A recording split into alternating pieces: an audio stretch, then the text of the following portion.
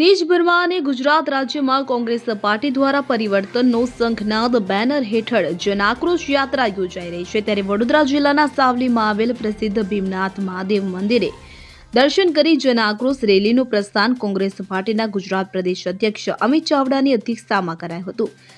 સાવલીના મહારાણા પ્રતાપ ચોક સ્થિત વીર મહારાણા પ્રતાપ અને નગર પ્રવેશ દ્વાર પાસે સરદાર પટેલની પ્રતિમાને પુષ્પાંજલિ અર્પણ કરાઈ હતી। ત્યારે સાવલીથી વડોદરા રોડ પરના ગોઠડા બુખથા ટુંડા ગામે રેલીને ગ્રામજનોએ આવકારી હતી। તો આગળ મંજુસર ગામે જીઆઈડીસી પ્રવેશ દ્વાર પાસે કામદારોની રજૂઆત સાંભળી જનસભા સંબોધિત કરાઈ હતી।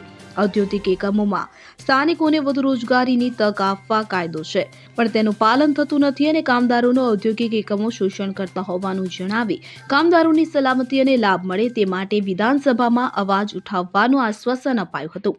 સાવલીથી પ્રસ્થાન કરાયેલ જન આક્રોશ રેલીમાં માનવ મેદની સાથે 42 વિધાનસભાના તુષાર ચૌધરી, સાવલીના પૂર્વ ધારાસભ્ય ખુમાનસિંહ ચૌહાણ, તાલુકા કોંગ્રેસ સમિતિ પ્રમુખ સાદિક અલી સૈયદ, હસુભાઈ પટેલ, કલ્પેશ પટેલ સહિત તાલુકા જિલ્લાના કાર્યકરો, હોદ્દેદારો મોટી સંખ્યામાં જોડાયા હતા અને મંજુસરથી રેલી વડોદરા રવાના થઈ હતી।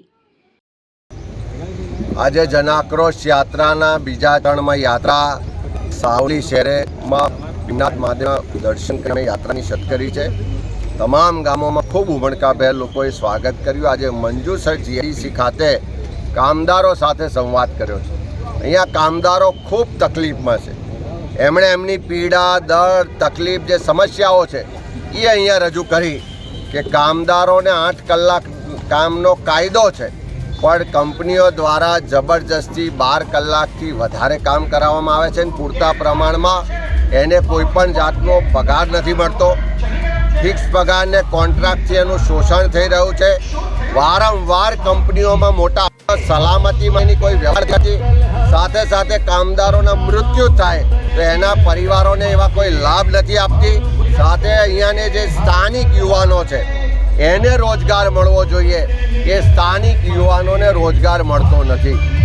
કેટલાક ભાજપના નેતાઓ, રાજકારણમાં જે આગળ પડતા લોકો છે એવા લોકો અહીંયા કામદારોનું શોષણ થાય એના ભોગે કંપનીઓ પાસેથી મોટી રકમ દર મહિને ઉઘરાવે છે, એવી રજૂઆતો પણ થઈ છે।